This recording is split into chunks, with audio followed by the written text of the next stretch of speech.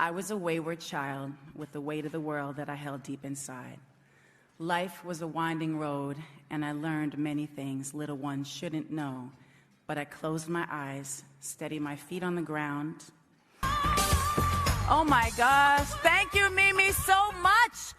I mean, future President Michael Michelle Harris.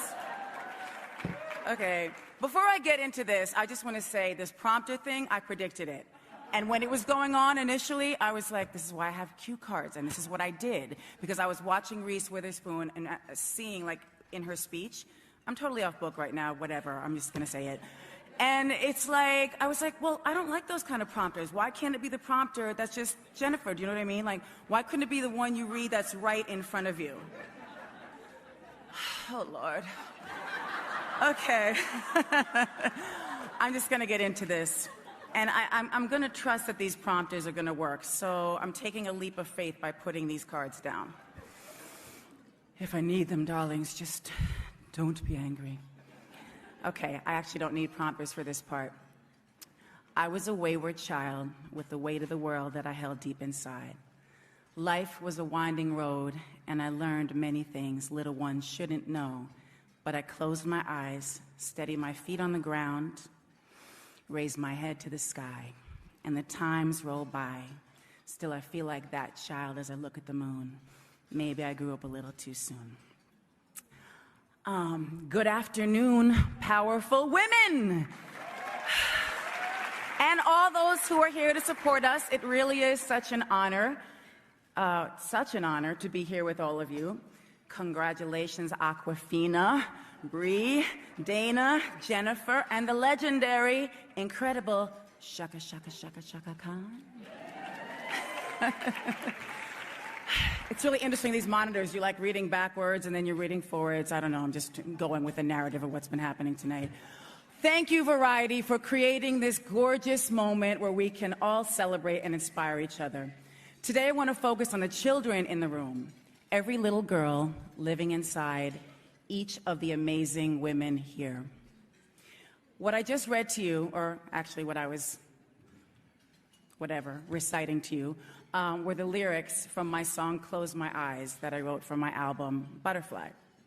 Shortly after it was released, I received a letter from a fan, a young girl in Germany, who shared that she had been abused by her stepfather and that Close My Eyes helped her get through the trauma.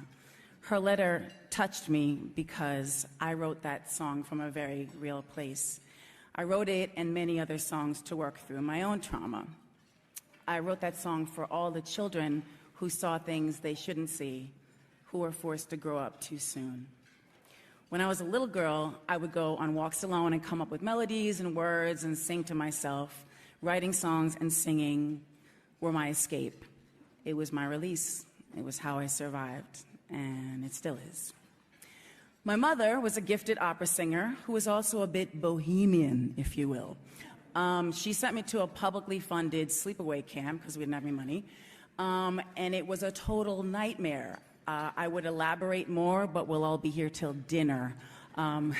Needless to say, it didn't work out. Then when I was about 10 years old, my divorced parents scraped enough money together to send me to a performing arts camp, and my life changed. Camp was a reprieve from the unsafe and unpredictable environment I was living in. It was a solid ground beneath my feet, fresh air to breathe. It was sky above my head, but most importantly, it was an opportunity for me to invest time and training into my dream to be a singer and songwriter, a vision I've held since I was 4 years old.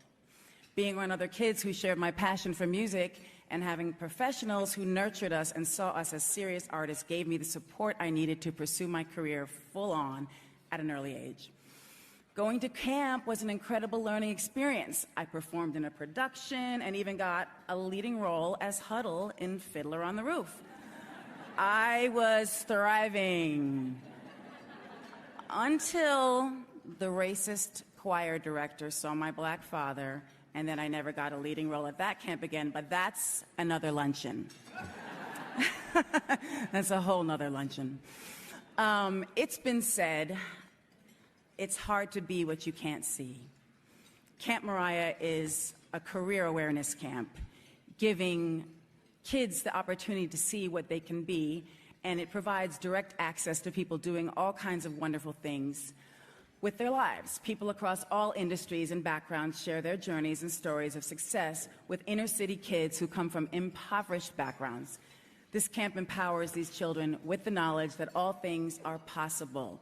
You don't have to be defined or confined by your environment, by your family circumstances, and certainly not by your race or gender.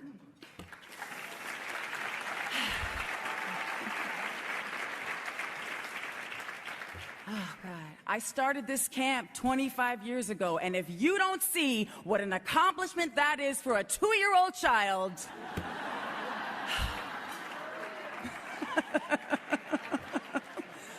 Oh, my gosh. Okay. I've been blessed. I mean, it's true, but...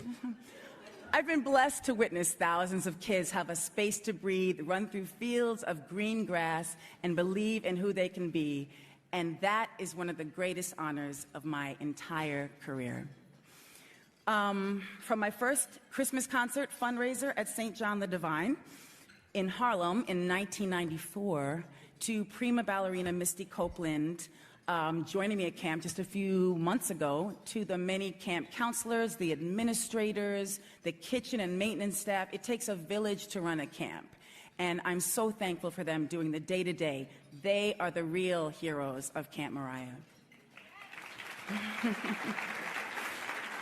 Thank you, Fresh Air Fund, for allowing me to realize these dreams, and for the powerful women who fight like warriors and champion the important work of the organization. I have to thank Fatima Shana, Jenny Morgenthau, and the late Susie Newhouse, who, she was an angel. She guided the Fresh Air Fund for many, many years. May she rest in peace.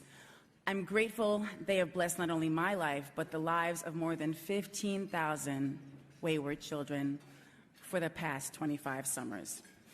When I was a little girl, I made a promise to myself that I would never forget what it felt like to be a child. Camp Mariah helps me keep that promise. Okay, so I was 18 years old when I got my first record deal. A lot of very powerful men controlled my career, what I wore, who I worked with, and every aspect of my overall image. Believe me, that can be very intimidating and confining to a young girl just getting started, trying to express herself artistically. It took a lot of hard work, inner strength, and believing in myself, but slowly I gained the courage to emerge from that stifling control by a group of men. We love men, but you know, they could never understand or embrace the essence of who I truly am. Now, as a mother of two, a boy and girl, I realize my daughter is going to have a different set of struggles than my son, and I'm doing my best to prepare her for that. So on behalf of her, Miss Monroe, Roro, as we call her, on behalf of her, I want to thank each woman in this room and all the women who have come forward with their truths, their harrowing experiences, and above all, their triumphs over the misogynistic society of corporate asses that we deal with every day. Now my daughter will never have, well, she'll have some barriers, but there'll be fewer barriers to break through in order to achieve her full potential. You guys are all a beacon of hope, and I stand here with you in sisterhood, knowing we'll continue supporting each other and keep fighting in tandem for equality for us all. Thank you so much. God bless. Thank God I